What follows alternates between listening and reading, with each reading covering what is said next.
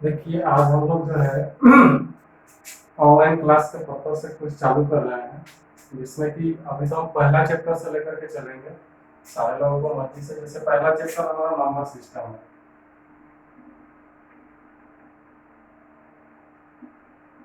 Number system यानी कि संख्या पद्धति। कोशिश करेंगे कि जो आपका चैप्टर छूटा होगा उसी को पढ़ा देंगे आगे बेसिस पे मुख्य कर करके। अभी जो है पहला नंबर हम लोग संख्या पद्धति को देख लेते हैं आज एक तो ट्रायल बेसिस के तौर पे, कि इसके बाद हम लोग को कैसा रहा है। यदि सक्सेसफुल रहता है तो आगे चल के पूरे क्लास को ही चला दिया जाएगा। आप लोग कमेंट करके बोलिएगा कौन सा चैप्टर चलाना है, उसको हम चला देंगे, ठीक है। अभी देखिए संख्या पद्धति में मुख्य तौर पे ये देखना है हमें कि नंबर यानी कि जो संख्या होते हैं वो कितने होते हैं। संख्या यानी कि नंबर जो होते हैं, मुख्य चीज हमारा नंबर से लेकर के चलना है कि जो नंबर होते हैं वो कितने प्रकार के होते हैं और तय वो नंबर होते हैं। तो कोई भी आपको डिजिट लिखने के लिए, अंकित मान लिखने के लिए सबसे पहला चीज की हमें नंबर जो है पहला 1 2 3 4 5 6 7 8 9 और एक तो 0, जिसको कि हम लोग बोलते हैं पूर्ण संख्या, जिसको हम लोग बोलते हैं पूर्ण संख्या। तो इसी को हम लोग इतना ही अंकों के प्रयोग करके या इतना ही डिजिट को प्रयोग करके जो भी है जिस भी अंक को लिखना होता है लिखते हैं। या पूरे मैथ के जितने भी मैथ है उनके यदि बात किया जाए तो पूरे मैथ के अंदर आपको इसी संख्या को उलटकर करके मिलेगा, चाहे जैसे भी करना हो। तो अब हम सबसे पहला चीज की चैप्टर पे एक बार इसको क्लियर कर लेंगे और जैसा होगा क्वेश्चन आपको पीडीएफ वाइज प्रोवाइड करा देंगे। पीडीएफ में आपको क्वेश्चन मिल जाएगा इसका। देखो जैसे सबसे बड़ी चीज है कि जो हमारा संख्या है, हमने तो ये जान लिया कि हमारा नंबर जो है 1 2 3 4 5 6 7 8 9 और एक तो 0, इतनी संख्या को मिलाकर के जो भी नंबर बनाना होता है उससे बनता है। और अब हम इसमें नंबर से कुछ ये जानेंगे कि जो नंबर लगातार चलता है, जैसे प्रथम प्राकृत आपसे पूछता है कभी कभी कि प्रथम प्राकृत, तो आपका प्राकृत संख्या 1 से स्टार्ट हुआ तो यही हमारा प्रथम प्राकृत हुआ और अनंत इधर कहीं तक भी जा सकता है, उससे हमें कोई ये नहीं है, उसका कोई अंत नहीं है। अब आपको जहां तक बोला है, जैसे मान लेते हैं कि बोला है कि प्रथम 60 प्राकृत, प्रथम 60 प्राकृत संख्या होता है, यानी कि इसका मतलब है कि 1 से लेकर के आपको 60 तक, 1 से लेकर के जो भी लगातार संख्या 60 तक जाएगी उसी को हम लोग क्या बोलेंगे, प्राकृत संख्या। और 1 से लेकर के 60 तक जो प्राकृत संख्या चल रही है, जैसे 1 2 3 4 5 6 7 8 डॉट डॉट डॉट, यानी कि ये कहां तक चला जाएगा, 60 तक। तो ये हमारा जो है प्रथम 60 प्राकृत संख्या होगा। अब आपको ये जहां तक बोलेगा उसको 1 से उठा करके और डायरेक्टली जहां तक लेके चलते हैं वही हमारा क्या होता है, प्राकृत संख्या होता है। जैसे जिसमें गैपिंग नहीं होगा, जिसमें आपका गैपिंग हो जाता है, जैसे मान लो 1 के बाद 3 आ गया, 3 के बाद 5 आ गया, 5 के बाद 7 आ गया, 7 के बाद 9 आ गया, यदि इस प्रकार से चलता है तो ये हमारा प्राकृत विषम संख्या हो जाएगा। ये क्या होगा आपको कि प्राकृत विषम संख्या हो जाएगा। जैसे 2 के अंतराल से चले कि 2 4 6 8 10 12 14 16 डॉट डॉट, यदि इस अंतराल से चलता है तो ये हमारा क्या हो जाता है कि प्राकृत सम संख्या हो जाता है। ये जो होता है हमारा क्या होता है, प्राकृत सम संख्या होता है, ठीक। और सबसे बड़ी चीज इसमें बताने का रीजन ये था कि प्राकृत संख्या को हम बता क्यों रहे हैं। ये तो हमसे कभी पूछेगा नहीं आप प्राकृत संख्या को लिख के बताओ, सम प्राकृत पूछो या विषम प्राकृत पूछो, तो इसको जानकारी भी रखना आवश्यक है। और दूसरी रूप ये कि हमसे कभी कभी क्वेश्चन में ये पूछता है कि आप जो है प्राकृत संख्या का योग बताएं। जैसे मान लो एक हम क्वेश्चन के तौर पे यहाँ पे लिख लेते हैं कि प्रथम 60 प्राकृत संख्याओं का,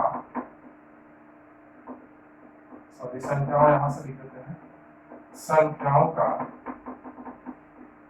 योग क्या होगा, प्रथम 60 प्राकृत संख्याओं का योग क्या होगा।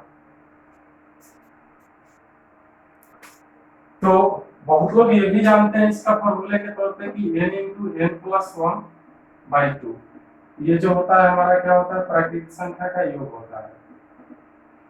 तो यदि ये हमारा n into n plus one, जहाँ की n हमारा लास्ट वैल्यू होता है जो कि हमारा 60 है, तो यदि इसको करते हैं तो 60 गुने 61 बटे में 2, यानी कि 30 से काटेंगे, 30 में 6 से करेंगे तो 1830। लेकिन यदि इसी प्रकार से आपको क्वेश्चन दिया और इसमें अलग से पूछा हो, जैसे अलग से मतलब क्या, देखो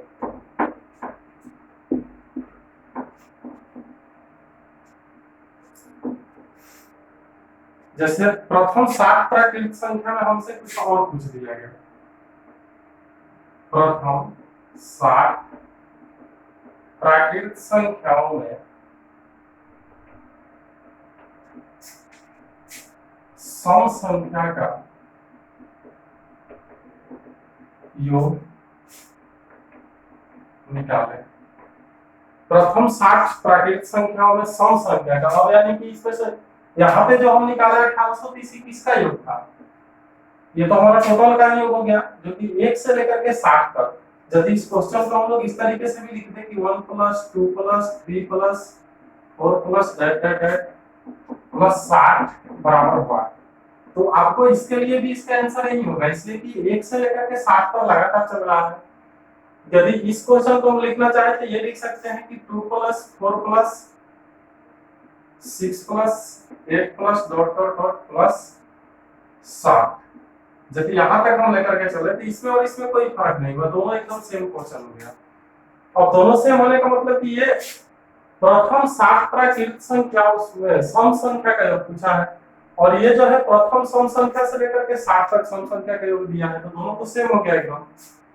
अब इसके लिए भी बहुत सारे फॉर्मूले होते हैं, जिसको कि जैसे इस यहाँ पे आप लिखे थे कि n * n + 1 उस तरीके से होता है, लेकिन फॉर्मूला हम लेकर के नहीं चलेंगे, हम जो है बिल्कुल बेस लेकर के चलेंगे। जैसे मान लो हमारा 60 वो संख्या है, 60 तक संख्या है प्राकृतिक, तो इसमें से सम संख्या कितनी होगी और विषम कितना होगा, सबसे पहले ये निकालेंगे कि सम कैसे होगा और विषम कैसे होगा। तो यदि हम सम निकालते हैं तो सम भी हमारा 30 होगा, और यदि विषम निकालते हैं तो विषम भी हमारा 30 होगा। सम भी 30 हो गया और विषम भी 30 हो गया। तो ऐसा भी हो सकता है कि जहां यहाँ सम का योग पूछा है, हो सकता है कि इस जगह पे आपसे विषम का भी योग पूछ दे। यदि अब यहाँ पे ध्यान देना है कि यदि आपको सम का योग पूछा है, यदि आपसे सम का योग पूछा है, तो जितनी सम संख्याएं हैं उससे एक बढ़ा कर उसमें गुना कर देंगे, 30 × 31 930, ये आपका हो गया। और यदि इसी प्रकार से यदि हम विषम का पूछा है, विषम संख्या का यदि इसमें से योग पूछा है, तो विषम संख्या हमारा क्या था, विषम जो था 30 × 30, जितना है उसी से खाली गुना कर देंगे, यानी कि 900। n² इसका हो जाता है और इसका हो जाता है n × n + 1। तो हमें फॉर्मूला से कोई मतलब नहीं है, हमें ये ध्यान देना है कि जितनी सम संख्याओं का योग पूछा है उसमें से एक बढ़ा करके सिर्फ एक, और उसी से गुना करने में हो जाएगा। जैसे मान लो कि हमसे एक तो क्वेश्चन दे दिया कि 1 से लेकर के 200 तक के बीच में सम संख्या का योग क्या होगा। हम जानते हैं कि 1 से लेकर 200 तक लगातार संख्या यदि प्राकृतिक संख्या लेते हैं तो उसमें सम संख्या जो होगा आपका वो हो जाएगा 100। 1 से 200 तक में 100 वो सम संख्या होगा, तो यदि उसका योग निकालना होगा तो 100 × 101 करेंगे सम के लिए। और यही यदि विषम के लिए बोला होता कि 1 से 200 तक में, 1 से 200 तक में यदि विषम का बोला होता तो 100 × 100 कर देते, ये विषम का हो जाता और सम का हो जाता। तो ये चीज हम लोग क्लियर रहेंगे कि जितना यदि सम का पूछा है तो जितने सम है उससे एक बढ़ा के लिखेंगे, और जितनी विषम है उतना ही से गुना कर देंगे, बस उसका योग निकल जाएगा। और ये भी चीज कोई आपको ज्यादा इंपॉर्टेंट नहीं लगता है, लेकिन यही चीज यदि आप औसत पढ़ते जाओगे, औसत के समय पे जब हम लोग एक एवरेज का चैप्टर पढ़ते हैं जो कि मुख्य चैप्टर है इसके लिए, तो एवरेज में इसका बहुत ज्यादा काम हो जाता है। अब काम ये हो जाता है कि जैसे मान लो कि प्रथम 10 प्राकृतिक सम संख्याओं का योग क्या होगा या औसत क्या होगा, या प्रथम 15 प्राकृतिक विषम संख्याओं का औसत क्या होगा। तो कोई ना कोई जगह पे इसका काम हो जाता है। और नंबर सिस्टम आपका चैप्टर ही ऐसा है कि जो हर चैप्टर में इंक्लूड रहता है, थोड़ा थोड़ा थोड़ा थोड़ा करके आते रहेगा। अब हम चलते हैं फिर से वहीं पे शुरुआत में, अभी थोड़ा सा तो इसको ले लिए।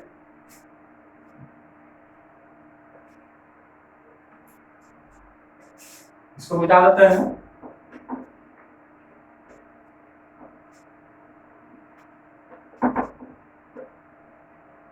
देखिए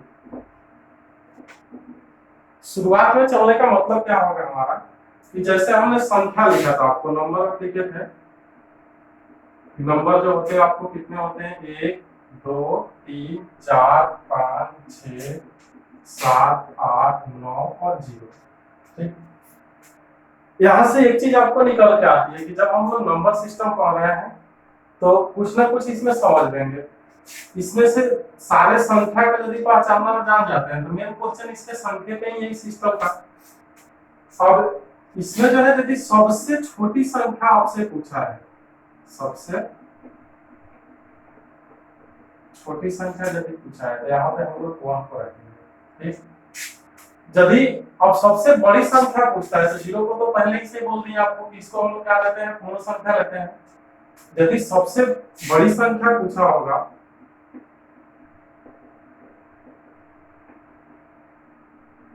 तो इस स्थान पे 9 को ले लेंगे। यदि सबसे बड़ी संख्या पूछेगा तो उस स्थान पे किसको ले लेंगे, 9 को ले लेंगे, इसलिए कि ये सबसे बड़ी संख्या होता है। इसका भी काम आपको आगे चल के इसी चैप्टर में बता देंगे कि कैसे क्या होता है।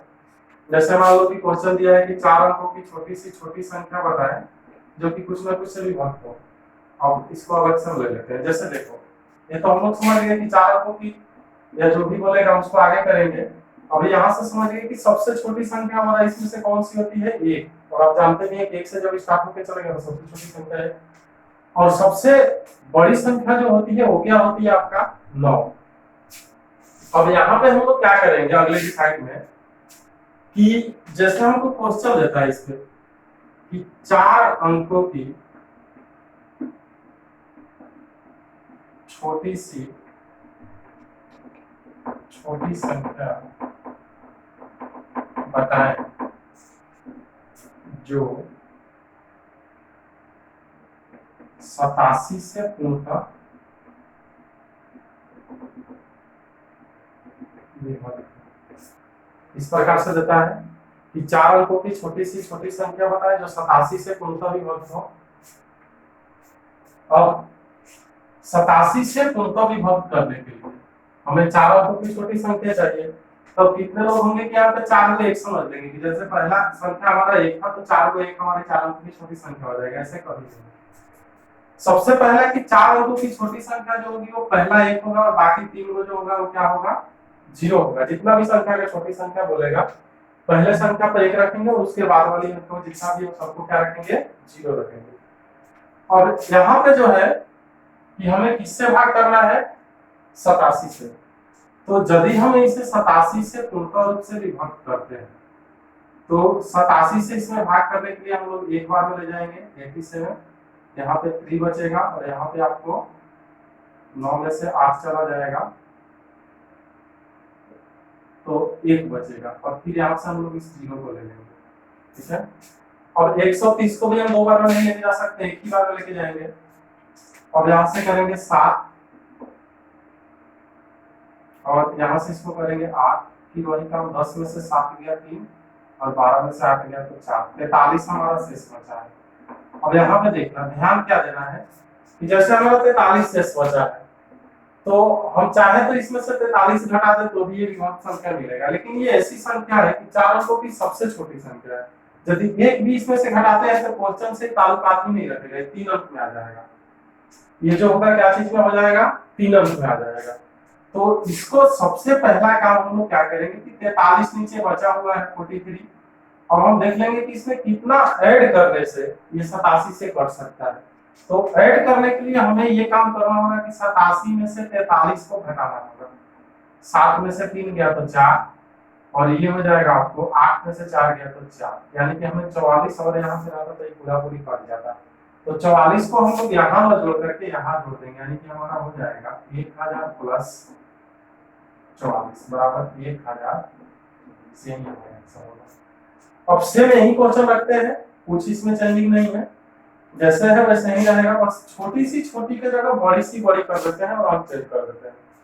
जैसे मान करके चलो कि हमें दूसरे क्वेश्चन के तौर पे दिया गया है कि यहां से हम, जैसे हमारा ये था उसी प्रकार से हमें दे दिया कि 5 अंकों की बड़ी से बड़ी संख्या बताए जो 91 से पूर्णतः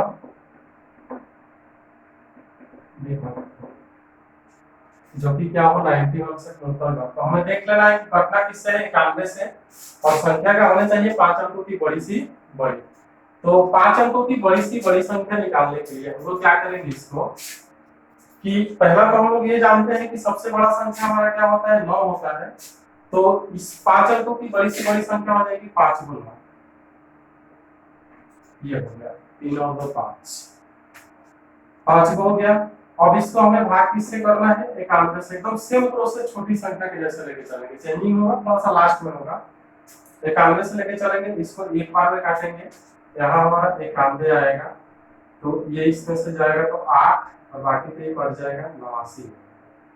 अब यहाँ पे हम ये देख रहे हैं कि 89 को उतारने के बाद ये इससे कम है तो ये कटेगा नहीं, एक संख्या को तो हमने ले लिया और दूसरे संख्या को लेना है। तो खैर भाग विधि में होता है कि दो संख्या एक बार लेते हैं तो यहाँ 0 आता है, हालांकि भाग विधि से हमें कोई मतलब नहीं है, हमें तो मुख्य मतलब इसको शेष को सही लेकर के चलने से। अब यहाँ 91 से 899 में भाग करना है आपका, यहाँ से हमने दोनों लाइन को उतार दिया यहाँ पे।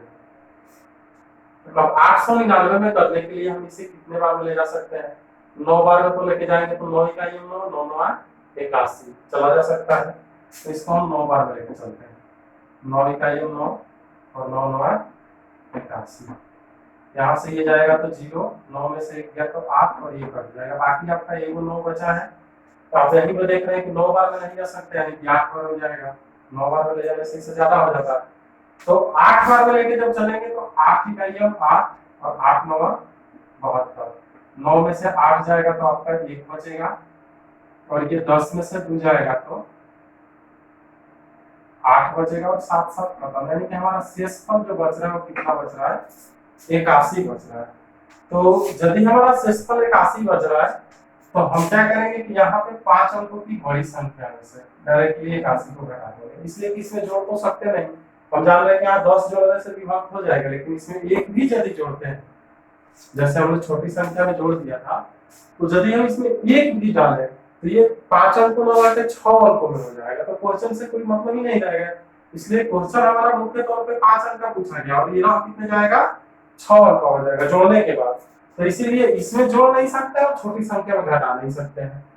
और इसमें क्या करेंगे कि जोड़ नहीं सकते तो घटा सकते हैं, तो इसको घटा देंगे, 9 में से 1 गया तो 8, 9 में से 8 गया तो 1, बाकी ये 3 को 9 कर जाएगा, ये आपके लिए आंसर हो जाएगा। इसका भी काम आपको थोड़ा देर में आगे चल के पड़ेगा। और एक चीज और भी ध्यान रखिएगा कि जो मुख्य चीज हम पढ़ा रहे हैं, और ये मेन एग्जाम आर्मी पर्पज से पढ़ा रहे हैं, आर्मी एग्जाम के पर्पज से, जो कि अभी जो है लगभग में 28 जून को होगा, लेने वाला भी जो एग्जामिनेशन डेट है वो 28 जून है, वो भी कोई कंफर्म नहीं है, अभी महामारी को देखते हुए ही चलेगा, यदि हो सकता है कि बीच में महामारी आपका बढ़ता है जिस तरीके से बढ़ रहा है, या 28 जून से भी आगे चल सकता है। सबसे पहले हमारा 26 अप्रैल था पहला डेट, 26 अप्रैल के बाद जो है लॉकडाउन की वजह से इसको कैंसिल किया 31 मई, और 31 मई से भी 31 मई के भी बाद आगे पोस्टपोन करके डाल दिया है आपको टोटल 28 जून। और यदि 28 जून को एग्जाम लेता है तब तो ठीक है, नहीं तो हो सकता है कि महामारी तो और आगे भी बढ़ा लेगा, ऐसे पूरा ही चांस है कि जहां तक यहाँ तक ले ले। तो मैम अभी जो है उसी के पर्पज से चल रहा है, आगे चल के आपको जैसे पढ़ना होगा ऑनलाइन में पढ़ा देंगे। फिर अभी देखो, यदि किसी भी लड़के का जो हमारे यहाँ पढ़ा है उसको यदि ये लगता है कि नहीं हमारा कोई चैप्टर बिल्कुल रूप से छूटा हुआ है टोटल रूप से, तो कमेंट बॉक्स में जो है, या कमेंट बॉक्स में या फिर मेरे व्हाट्सएप नंबर पे, किसी के भी व्हाट्सएप नंबर पे, कोचिंग के जो भी व्हाट्सएप नंबर है उस व्हाट्सएप नंबर को अपना बता देगा। जितने लोग बताएंगे उस चैप्टर को हम पढ़ा देंगे। जैसे हमारे समझ से तो मात्र केवल एक तो चैप्टर छूटा हुआ था, क्षेत्र नीति मेंसुरेशन जिसको बोला जाता है, बाकी सारे चैप्टर तो हम पढ़ा ही दिए थे। यदि किसी को ये लगता है कि नहीं हमारा बीच में से भी कोई भी चैप्टर छूटा हुआ है तो या मेरे व्हाट्सएप पे मैसेज कर दो, या कोई भी कोचिंग के व्हाट्सएप वाले पे मैसेज कर दो व्हाट्सएप नंबर पे, या फिर दोबारा जो है हमें कमेंट बॉक्स में लिख के बता देना कि ये चैप्टर हमारा बाकी है, उसको हम लोग करा देंगे फिर से दोबारा। और ऐसा नहीं है सभी लोग पढ़ाएंगे धीरे धीरे, अभी तो पहले ट्रायल क्लास के तौर पे देखा जा रहा है, इसके बाद यदि सक्सेसफुल होता है तो सभी लोग पढ़ाएंगे, कोई उसमें दिक्कत नहीं है। चलो अब इससे हम थोड़ा सा आगे बढ़ते हैं।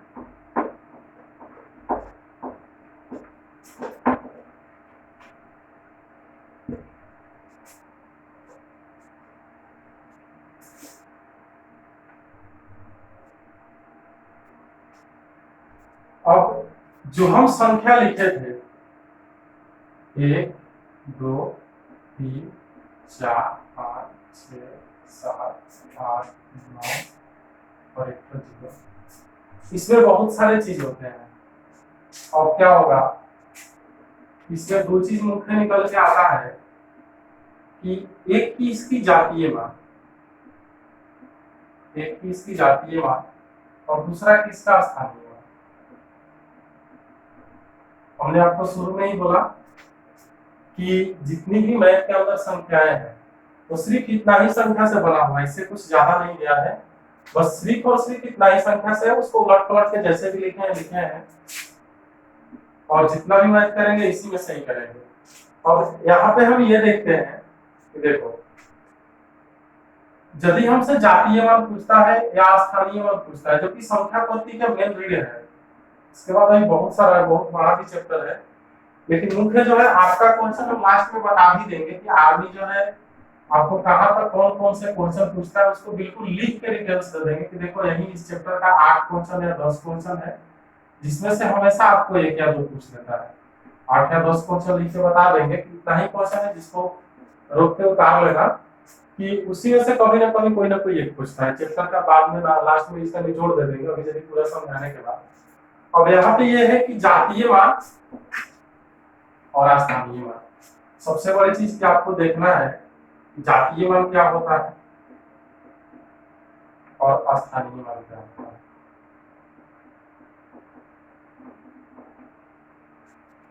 जातीय मान 1 2 3 4 5 6 7 8 9 0, इसको भी हम पूर्ण संख्या बताए थे।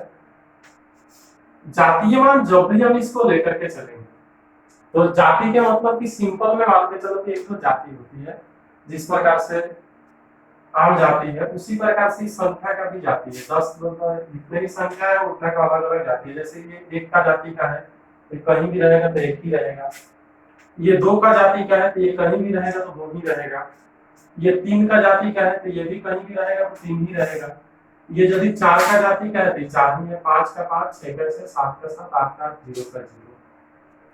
0 एक तो ऐसी संख्या है जो कि कहीं भी रहे, इसकी जातीय मान और स्थानीय मान हमेशा ही दोनों सेम बराबर होते हैं। और भी इसमें संख्या है वो तो बता देंगे कि वो कौन सी संख्या जिसका जातीय मान और स्थानीय मान बराबर होता है और क्यों रहता है ये भी समझा देंगे।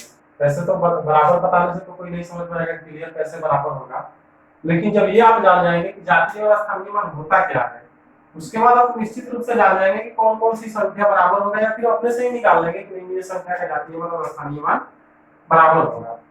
तो देखो सबसे पहले हम जातीय मान को क्लियर कर देते हैं कि ये जातीय मान हम लोग यही मान के चल रहे हैं कि 10 गो संख्या है तो 10 गो जाति है और इसमें आपका कोई फर्क नहीं पड़ेगा। इसमें जो है आपको कोई फर्क नहीं, ये संख्या किसी के भी अंदर चले जाए अपने जाति को चेंज नहीं करते। यदि हम किसी झुंड में चले जाए तो अपने जाति को चेंज करते हैं, नहीं कर पाते। यदि हम किसी के भी झुंड में जाए या तुम किसी के भी झुंड में कोई एक आदमी जाओ तो कोई जाति को चेंज अपने चेंज नहीं कर पाता है। पूरे बाराती के भीड़ में यदि बैठे रहते हो तो भी एक तो पंडित जी रहते हैं तो उसका ही बोल देते हैं कि पंडित जी है, उनका तो जाति बदलाव नहीं होगा। तो इसी प्रकार से जितनी भी संख्याएं हैं इनकी एक एक तो अपनी जाति है, और वो जाति किसी के भी झुंड में जाएगी तो बदलाव नहीं होगा।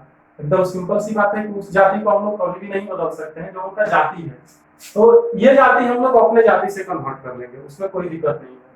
और अपने जाति से कन्वर्ट करने का मतलब ये हो गया कि ये जितने जातियां हैं इनकी अलग अलग जाति है। जैसे मान लो हमसे एक क्वेश्चन के तौर पर पूछ दिया कि 8932 में 9 के जातीय मान क्या है? ठीक, हम सिंपल सा आंसर ले लेंगे 9। इसलिए हम तो शुरू ही बोल दिए कि ये 9 जो है अलग अलग जाति क्या है, इसका कभी भी जाति अलग नहीं होगा। ये जिसका भी पूछता 9 के जातीय मान 9 पूछ करके, यदि इसमें से किसी का भी पूछता, जैसे मान लो 2 का जातीय मान पूछता तो 2 का जातीय मान 2 ही होता, 5 का जातीय मान पूछता 5 ही होता, 8 के जातीय मान पूछता 8 ही होता, 3 का जातीय मान पूछेगा 3 ही होगा। सॉरी 8 लिख दिए, 3 ही होगा। यदि ये किसी का भी जातीय मान पूछता है तो जातीय मान हमारा निश्चित है कि वहीं से कुछ अलग नहीं होगा, उसका जातीय मान हमेशा वही होगा जिसका जो पूछा है वही होगा। इसलिए कि जातीय मान हमारा शुरू में ही हम आपको बोल दिए कि जैसे हम लोग के जाति एक तो चला हुआ है, उसी प्रकार से इन लोग का भी 9 गो जाति है, इसमें कोई कहीं फर्क नहीं होगा। अब हमारी बात ये आती है कि अस्थानीय मान के ऊपर, ठीक है। अब हमारा बात क्या आता है कि अस्थानीय मान के ऊपर। अब यदि अस्थानीय मान किसी भी संख्या का निकालते हैं तो अस्थानीय मान परिवर्तनशील होता है, ठीक है। जातीय मान के जैसे नहीं है कि जैसे एक बार हम बता दिए कि इसका यही होगा तो वही होगा। जातीय मान तो आप क्लियर हो गए होंगे, शायद तौर से जातीय मान आपका क्लियर हो गया कि यदि किसी भी जाति का जातीय मान पूछता है और किसी भी संख्या का यदि जातीय मान पूछता है तो उसका जातीय मान वही होगा। जातीय मान को एक और भी चीज ध्यान रखना कि इसको कहीं कहीं अंकित मान भी बोल देता है, क्या अंक किया गया है। ये दोनों में कोई फर्क नहीं है, दोनों एकदम सेम है। जातीय मान और अंकित मान दोनों एक ही होता है, और कभी कभी जातीय मान को ही अंकित मान में भी बोल देता है। और यहाँ पे हम लोग चलते हैं स्थानीय मान की तरफ। स्थानीय मान हमारा क्या होता है तो देखो, स्थानीय मान किसी भी संख्या का उस जगह के स्थान क्या है, स्थान को ही हम लोग स्थानीय मान बोलते हैं। जैसे मान लो कि कोई भी संख्या लिखा हुआ है तो हम क्वेश्चन के तौर पे प्रश्न लेकर के बता देते हैं कि 32569 में 5 के स्थानीय मान क्या है।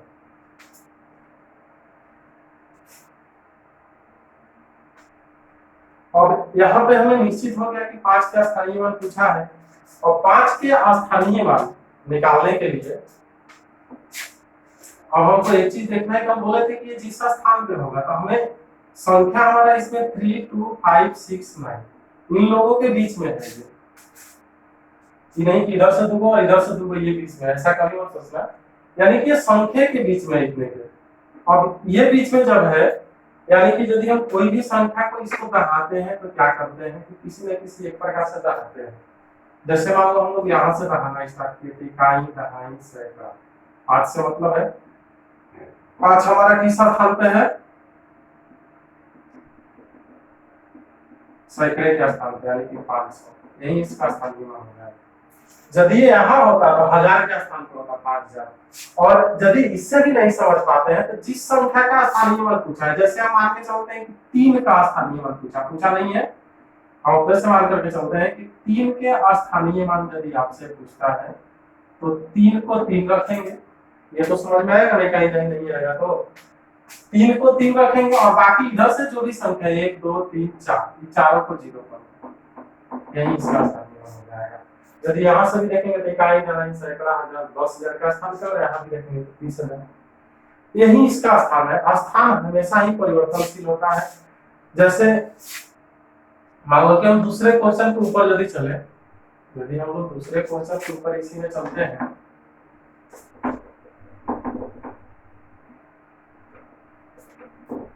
तो यहाँ पे क्या करेंगे, जैसे मान लो कि इसी में क्वेश्चन दिया 9236 में 2 के दोनों स्थानीय मानों का अंतर क्या होगा। ठीक है, क्या तक क्लियर है आप कि 9 2 3 2 6 में दो के दोनों स्थानीय मानों का अंतर क्या होगा। ऐसा नहीं है कि दो जगह पर दो आ गया है तो दो जगह पे दो आएगा तो दो का स्थानीय मान होगा।